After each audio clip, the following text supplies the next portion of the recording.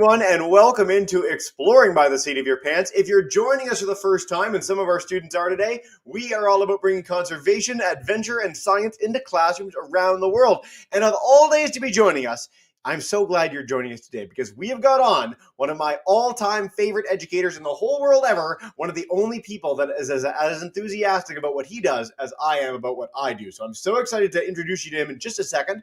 I do want to note we do have a Kahoot today, so between our talk and our Q&A, if you want to pull up this game pin, in about 20-25 minutes, we're going to have a 4-question quiz to test your understanding and have some fun. And I will say, we've done a super Kahoot with Alex before, so there's like a 15-question mega one on our main Kahoot page if you want to check that out when you're done the broadcast as well. But without further ado, from Club Rex, Alex Nelson's going to join us to talk to us about dinosaurs, the coolest animals ever to exist on planet Earth. So without further ado, Alex, welcome back to the broadcast, man. Hello, Jesse. Hello, everybody. How is everybody today? Doing good, I hope. So good. So good. Good. Wonderful. You were right. That was pretty heavy metal. I had to take my headphones out. Hello, everybody. My name is Alex. I am with Club Rex, a traveling dinosaur museum based out of St. Catharines, Ontario. We go everywhere. Well, I mean, not everywhere, but we're here with you today, and that's what makes me excited. I love dinosaurs so very much, and I'm so very happy to share my passion with you guys here today. So here's what we're going to do. We're going to do a little bit of an overview, and then I want to focus on a specific dinosaur, if that's okay with you guys. Now, I want you to remember, dinosaurs can't have a pet velociraptor. Believe me, I've asked. My wife says no. There's more than that stopping me from having a pet velociraptor, obviously. Dinosaurs are no longer on planet Earth, and that has to do with the extinction event that happened 65 million years ago. 65 million years ago, if you could travel back in time, you would not be sitting comfortably in your classrooms. You would be out in an open field. There'd be no cars. There would be no video games. There would be no pizza. How would you live without pizza? If you could travel back 65 million years, you would be in the purest nature you've ever seen. You would see trees and forests stretching across North America. You would see swamps in between. You would see wide open fields, and you would see dinosaurs everywhere. The dinosaurs living here in North America about 65 million years ago on the very last day of the dinosaurs would include things like Tyrannosaurus rex, horned dinosaurs like Triceratops, armored dinosaurs like Ankylosaurus, duck-billed dinosaurs. They do not quack. That's just a very big duck. And also raptors and other wonderful animals. Dinosaurs extinction, though, had nothing to do with dinosaurs, right? A lot of the times when we see extinctions on planet Earth, it has to do with what's going on planet Earth. But what happened to dinosaurs was completely out of control. And it happened when a giant asteroid slammed right down into the Yucatan Peninsula. All of the sand underneath that asteroid goes flying up into outer space. And that's a bit of a problem because sand is reflective. And when the sand stays in our atmosphere, it blocks out the sun's rays. If you guys might remember, we had an eclipse. It was a total eclipse here in Ontario last year. Middle of the afternoon, it looked like the middle of the night. Streetlights were turning on. My dog wanted a second dinner. Birds are flying into each other. They're all confused. They don't know what's going on. And when this happened, that was what it would have been like after that asteroid hit. But instead of only lasting for like 5 minutes or so, that darkness would have lasted for ages. Plants start to wither and die. And a triceratops, being such a successful large animal, starts to run out of food. If you're a triceratops or a duckbill or an ankylosaurus, you need an awful lot of food to sustain your size every single day. So when the sun gets blocked out and the temperatures on the planet drop, when the plants have nothing to photosynthesize with, they start to disappear. With the lack of plants, that causes a problem for our plant eaters. Our plant eaters disappear. With nothing for T-Rex to eat, we no longer have Tyrannosaurus rex. So over a period of time, dinosaurs got wiped out and disappeared from our planet? Question mark. Do we still have dinosaurs? I wonder. Are there still dinosaurs on planet Earth? The answer, my friends, is yes, there are still dinosaurs on planet Earth. Let me tell you the tale of theropods. If I am a theropod, I've got 2 legs, I've got 3 toes, I've got hollow bones. If I am a theropod, I'm generally a meat-eating dinosaur. T-Rex is a theropod. Velociraptor is a theropod. The incredible Allosaurus and Cryolophosaurus. Theropods. Same with the mighty chicken and the terrifying penguin and the awesome owl. Because here's what happened. Theropods, when the Jurassic Park, I got it in my head. When the Jurassic period started to get big. What happened is the continents started to spread apart. And as the continents spread apart, cracks formed. Right? So we didn't have Australia, we didn't have North America, we didn't have South America, Europe, Africa, all the rest of the continents. Instead, we had one giant landmass called Pangea. And as it split apart, plants started growing as the water rushed in. An overabundance of plants caused an explosion in the size of dinosaurs. During the Jurassic period, we start seeing absolutely massive plant eaters. Stegosaurus appears, eating plants close to the ground. Long-necked dinosaurs, sauropods appear, Diplodocus, Brontosaurus, Apatosaurus, eating plants that Stegosaurus couldn't reach. Life went crazy. But when we start getting big plant eaters, that's when we start getting big meat eaters. In our case, theropods. Allosaurus appears. Cryolophosaurus appears. These dinosaurs were there to hunt the large herbivores that appeared once all of these plants started growing. But not all theropods were interested in having a stegosaurus for a snack. Not all theropods wanted Diplodocus for dinner. As a matter of fact, some were just happy eating bugs. Bugs! They're what's for lunch today. This is a theropod from Jurassic Europe. This theropod is called Archaeopteryx. Archaeopteryx is a very small theropod dinosaur.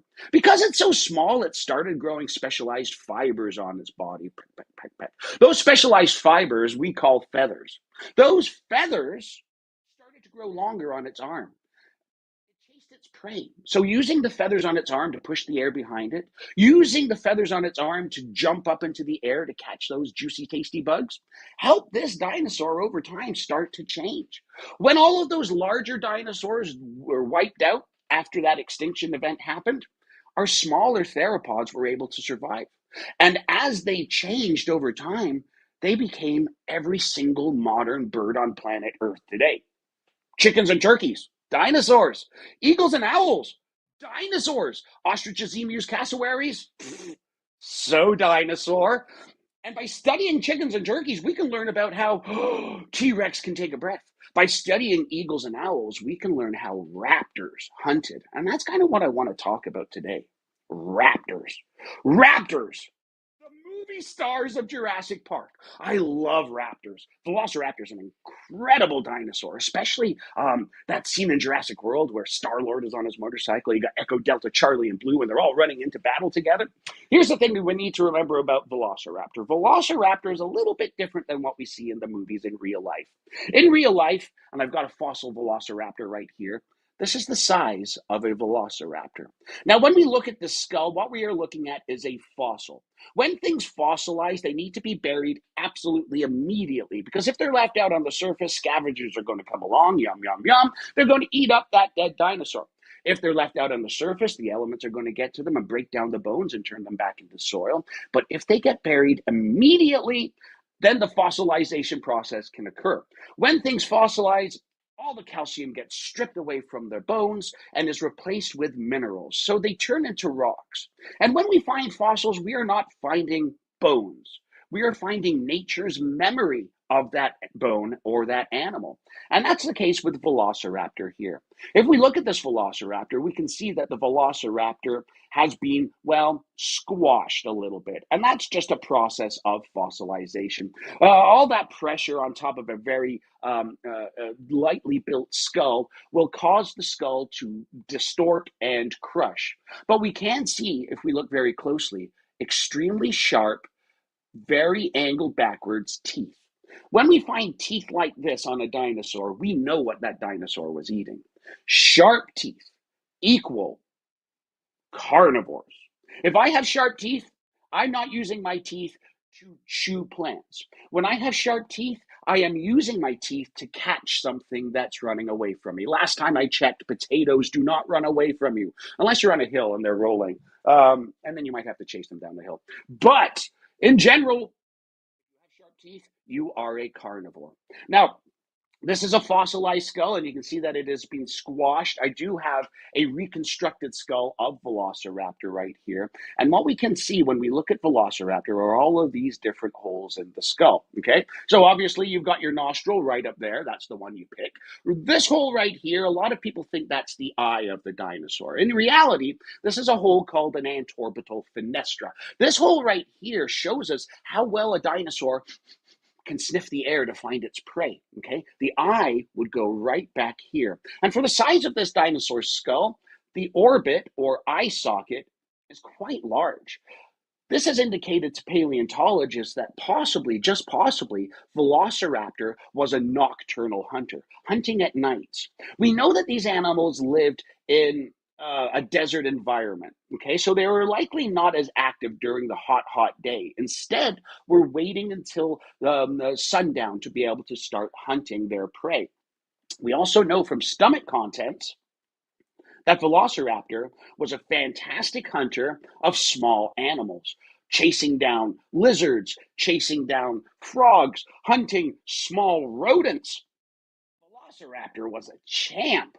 Velociraptor, don't get mad at me, take it up with Steven Spielberg, was small and completely covered in feathers. They even had wings. Could they fly? Well, of course not. They're far too big to be able to fly. And their wings are a little bit different than that.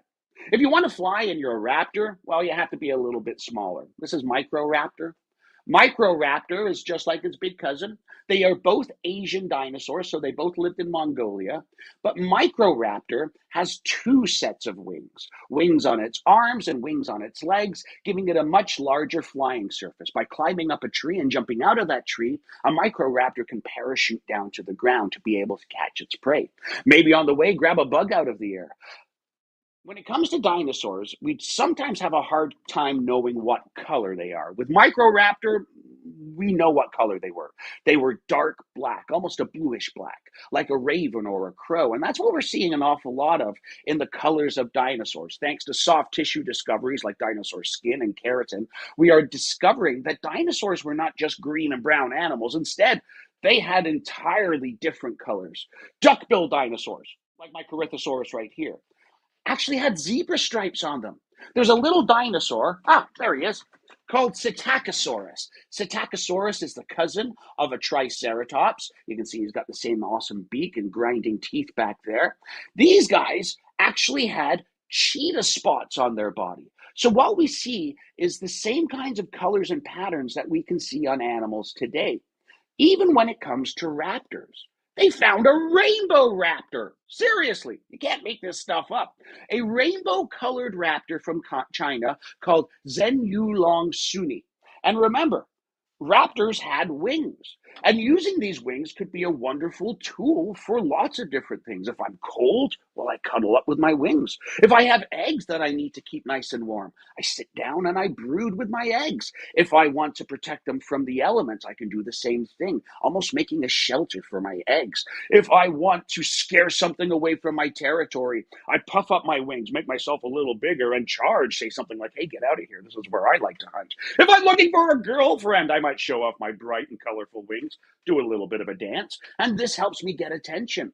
Wings are fantastic, useful things, not just for flying. When it comes to raptors, though, they came in all different sizes. My favorite raptor happens to be one from North America. And this is the one that Velociraptor is based off of. It's Deinonychus. This is Deinonychus right here. Deinonychus is a lot bigger than Velociraptor. And Deinonychus is almost the exact same dinosaur, just a different size. The one thing the movies did get right is the specialized claws on raptors. Because if you're a raptor, you only run on two of your toes, even though you have three of them. Your third toe is always sticking up in the air. And here's the foot from a raptor right here. This is Deinonychus's foot. And when we look at this foot, we can see how this claw sticking up would be a really good weapon. If you've got a cat at home, you know how sharp their claws can be. And that's because cats do not walk on their claws. Instead, they hold their claws up off the ground, keeping them very sharp and useful for when they want to hunt.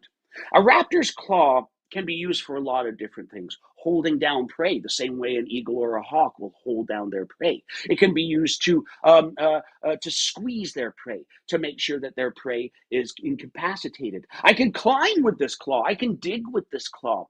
Deinonychus himself is a fantastic jumper. It attacks an animal called Tenontosaurus, and having toes that are basically springs and wings that can help me jump, this dinosaur wins the gold medal for high jump in our dinosaur Olympics, reaching up to 3 meters high by just jumping from the ground. Now, I mentioned that Velociraptor was a fantastic hunter of small prey, but we do have evidence in the fossil record of a Velociraptor trying to attack something a little bit larger. Picture this: Mongolia, about 70 million years ago. You've got a velociraptor, maybe a couple of them. We only find one in the fossil record. They're out looking for food, probably at dusk, and they run into a dinosaur called Protoceratops. If that ceratops sounds familiar, that's simply because it means horned face. And you might know a very well-known ceratopsian called Triceratops. There's a whole bunch of them. Oh, by the way, they just found a new one. It's our second dinosaur named after the Marvel movies. It's called Loki Ceratops. Their horns curl backwards like the helmet of Loki. So, yeah, the other one's called Thanos, Jesse. We've also got one called Gremlin now. Seriously, you can call a dinosaur anything. It's kind of fun, you know. Steve the Triceratops. I don't know. Protoceratops, though, is a bit of a different story. Here's a Protoceratops. Oh, my goodness. Sometimes I wish I was into bugs because they're much easier to handle. Here is Protoceratops. I'm going to back up a little bit so you can see the entire thing. Protoceratops is, his name means first horned face. And you can notice that he really doesn't have much of a horn. He's got a little bump right there on the end of his nose. But like all ceratopsians, this dinosaur has a parrot beak at the front of its mouth. And if you look very closely inside the front of its mouth, you can see some sharp tearing teeth. These sharp tearing teeth are designed to grab onto rough desert plants to be able to pull them out of the ground. Inside of its cheeks, it has chewing teeth, right? So these are the kinds of teeth that plant eaters have. And if you're a plant eater, you have a couple of ways of trying to eat your food. You can chew like this dinosaur, and by looking at this heavy jaw, we can tell that this dinosaur was a chewer, constantly chewing up prey. Dinosaurs like this would include, well, ceratopsians, duck-billed dinosaurs, and iguanodontids. But if you're a long-necked dinosaur, if you're an ankylosaurus, you don't chew using your teeth. Instead, what you do is you just pull the leaves off of the branches, swallow them down, and use stomach stones to help grind them up. Back to Mongolia 70 million years ago, a velociraptor ran into a protoceratops. And that velociraptor, for whatever reason, attacked the protoceratops. Using its extremely sharp claw, it kicked at this larger dinosaur. But its aim was a little bit off, and it kicked this dinosaur in the back of the very, very strong muscles that hold this gigantic head up. Look at this thing. Oh! This just made this dinosaur mad. And instead of hurting the Protoceratops, this Protoceratops whipped its head around and started snapping right at the Velociraptor. The only thing the Velociraptor could do to protect itself is hold up its arms so that Protoceratops' sharp beak didn't hit it in the face. The Protoceratops bit right down on the arm of the Velociraptor. Picture it. 70 million years ago, on top of a sand dune in Mongolia, we're having a tug of war. This Protoceratops wants that claw out of its neck, and it also wants revenge against that Velociraptor, so they're pulling back and forth. Protoceratops towards the edge, Velociraptor just wanting his arm back. Give me your arm back. As they get to the edge of the sand dune collapses on top of them and causes them to be fossilized. When paleontologists dug these two dinosaurs up 70 million years later, we still find the arm of the Velociraptor trapped inside the mouth of the Protoceratops. These two dinosaurs have been fighting in the fossil record for over 70 million years. And this is one of those things that we don't often find. Usually when we find fossils, we find bits and pieces of them. We find disassociated bones. We find things that look like just broken up rock. And we have to put them back together. But this time, we find two perfectly preserved skeletons fighting each other over 70 million years. This is one of those sweet, sweet fossils that show us a snapshot of what was happening way back in the Cretaceous time period. These two dinosaurs will always be known as fighting dinosaurs. And if you're ever in the American Museum of Natural History in New York City, you can still see these two dinosaurs fighting. And by the way, I should say, if you ever go to New York City, you gotta go to the AMNH. It's one of the most amazing museums I have ever had the privilege of working in. So, Jesse, my friend. Alex, my friend, I think that story is a perfect place to lead us into a Kahoot and Q&A, and doubtless one of our questions will lead us into even more stories. But honestly, we've got Ontario classes today. You have the chance to go to the Royal Ontario Museum, another amazing dinosaur museum. Our Alberta classes, of course, you're in one of the great fossil hotbeds of planet Earth. We've done a bevy of fossil things there over the last few years. So wherever you are on this planet, if you get the chance to see fossils in person, it's a really, really special thing. But that fossil in particular is really, I've seen it. It's unbelievable. Everybody should look up Protoceratops and Velociraptor when we're done. I'll find a picture to share with all our classes when we finish this broadcast. But what we're going to do first, before we dive in with Q&A on all this amazing dino knowledge that we have now, is do our Kahoot. So I know Mr. McEwen's class, you guys all have individual devices. Bayside, if you guys want to join in, and anyone on YouTube, of course, we'd love to have you take part as well. For those who are new to Kahoot, Alex, the faster you answer, the more points you get. And what you win is Alex and I's everlasting respect. So, who is paying attention? Some of these we covered. Some of these are a little new. And then I can't wait for questions. My problem with our programs, Alex, is that I have the role of making sure that kids get their questions in. And every time you talk to us, all I want to do is ask you questions all day long. And that's I can't do it. All right, let's get started with this. And Alex, if you want to give us hints for any of these as we go through, by all means, help us along the way. Let's see what our first question is in just a few seconds with our drum roll countdown. 3, 2, 1. All right. How did most dinosaurs die out? We talked about this. Is it outcompeted by mammals, meteorite impact, volcanoes, or disease? Do they all catch a cold? Any hints, Alex, while we get our answers coming in? I don't know, but I would just say this. That's not a moon, Luke. Wow, very nice. We've stuck in a Star Wars reference into a dinosaur program. This is why I bring you on. Meteorite impact. You guys nailed it. Way to go, everybody. So yes, Yucatan Peninsula, Chicxulub crater, 919. Champion Rooster, you got the answer and really fast. So you have the lead right now. True or false for our second one? The largest animal ever on Earth was a dinosaur. True or false? This is our dinosaur program. Yeah, dinosaurs did get pretty big. Did. Were they the biggest? What's funny about this is my program later today is on an animal that might be the competitor and might be the winner of this, say, here battle. Let's see. A lot of you thought true, and those of you who thought true are incorrect. Dinosaurs are awesome. They are gigantic. They're the biggest on land, but blue whales in the ocean are bigger than any dinosaur. So you can go see the biggest animal on Earth right now. That throws our leaderboard completely off kilter. Agent Squid takes your lead. Question 3.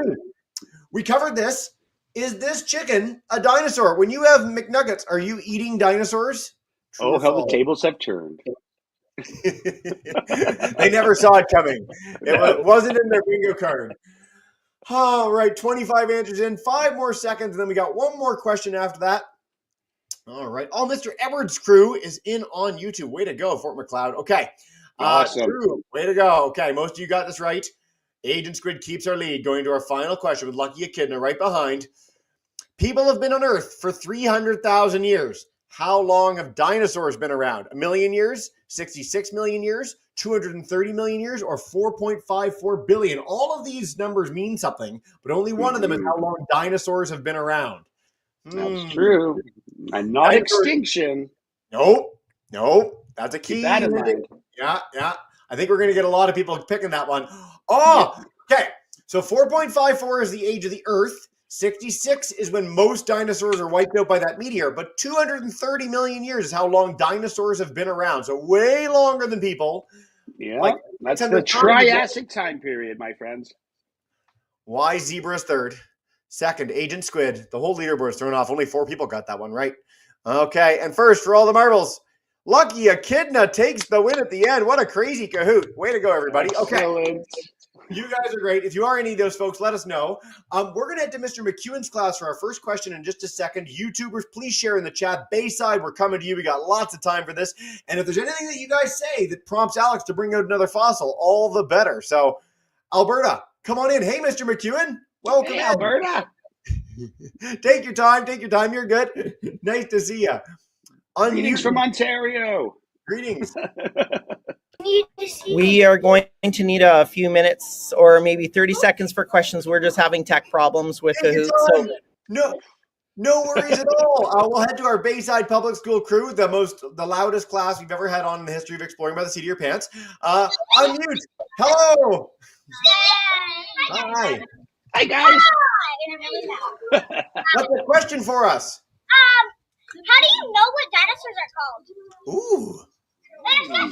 How do you know what they're called? You get to name them whatever you want, my friend. So we've only known about dinosaurs for about 200 years. Keep in mind, George Washington had no idea what a dinosaur was. And a lot of the times we attribute dinosaur fossils to mythological things, right? So you might have heard of a legend of Griffin, right? So the Griffin is actually a misidentified, where's my finger? There it is, Protoceratops. But literally, if you find a dinosaur, you get to call it whatever you want. I've got a new dinosaur over here. Well, not a new dinosaur. It's about 65 million years old. This one was here at the end of the asteroid impact.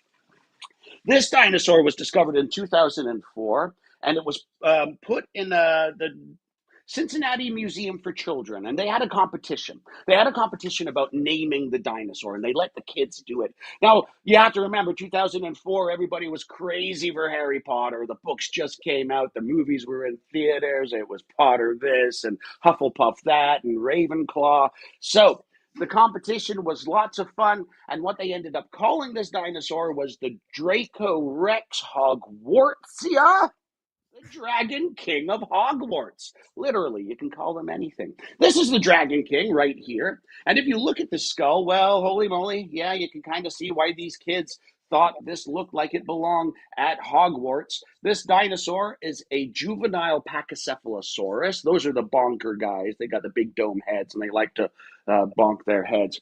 But we know that this is a juvenile or a baby because these horns and this armor aren't there necessarily for protection against predators. They're just kind of a signal to the grown-ups. Don't bonk the baby. It's just a little guy. Leave the little guy alone. It's just a little dragon. But you can call a dinosaur anything you want, as long as it's not been named before. Sometimes dinosaur names can get a little bit confusing because we do get dinosaurs confused with grown-ups versus juveniles and teenagers. And don't get me started on teenagers. I got one sleeping in the other room right now. But yeah, dinosaur names. You find a dinosaur, you get to call it whatever you want. That's pretty cool. I think we're going to inspire a bunch of paleontologists in the future. So, a great first question, guys.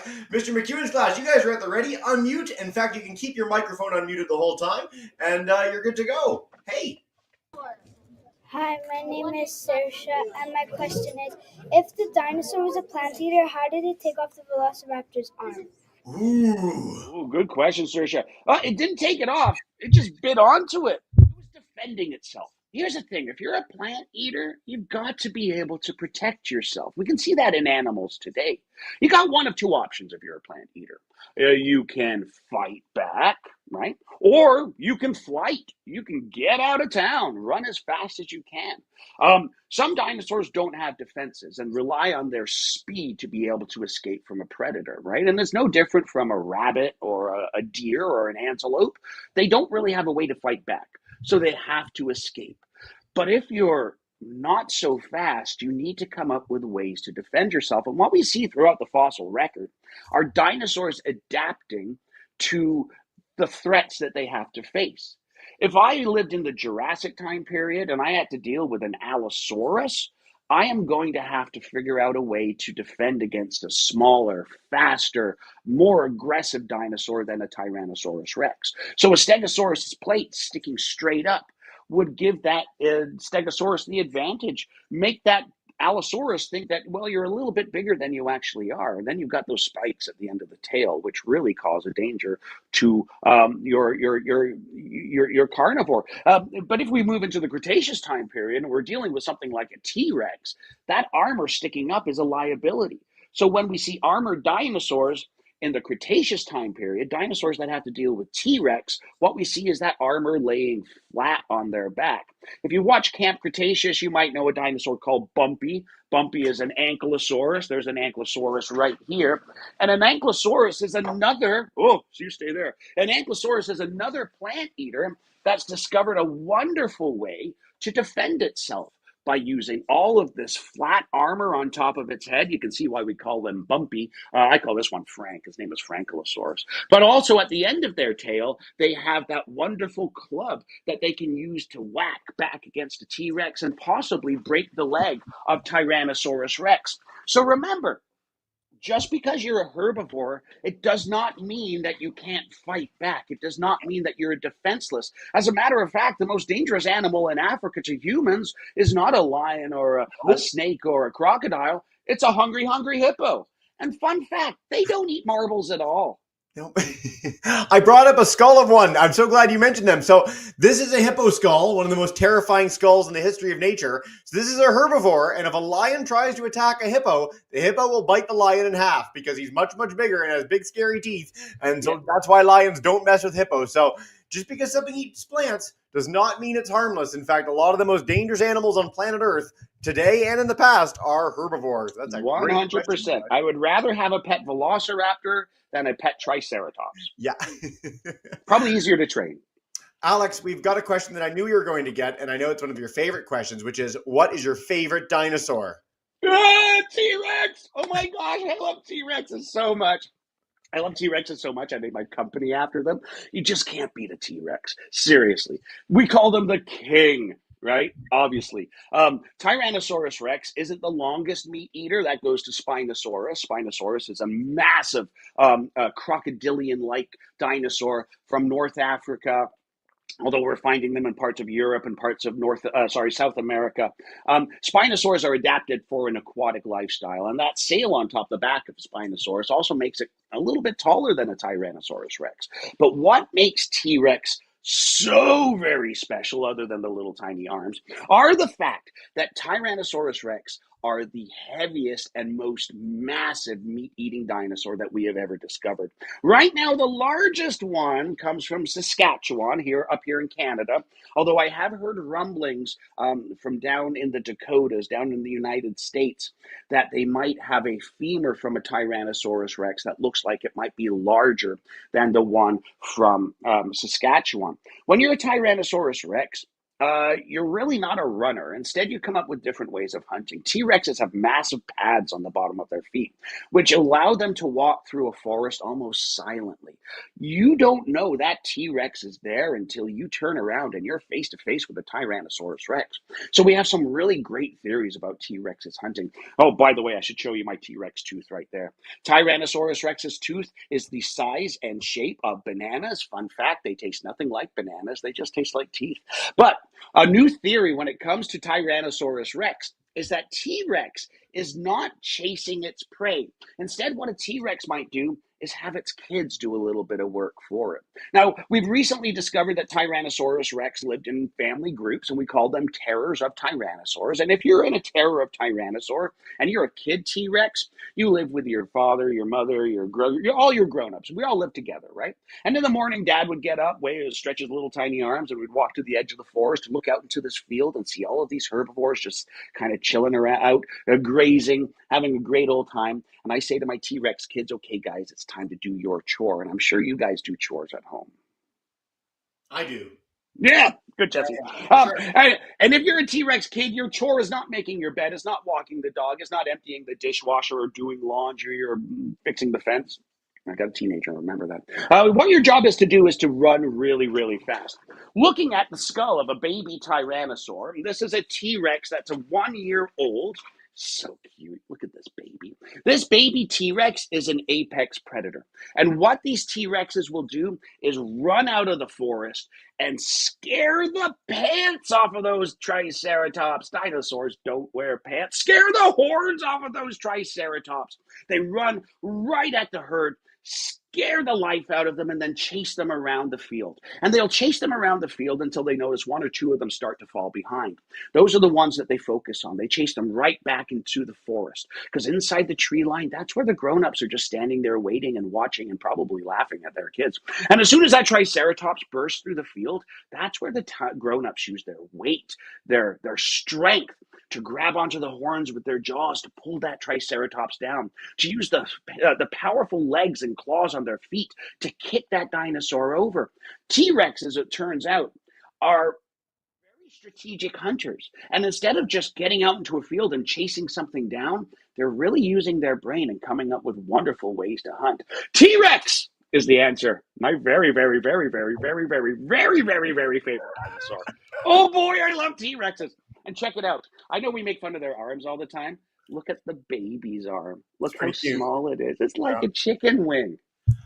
You have shown this before. An adult T-Rex's arms is like a grown man's arms. So they're not tiny. They're just tiny in comparison to the mega beast.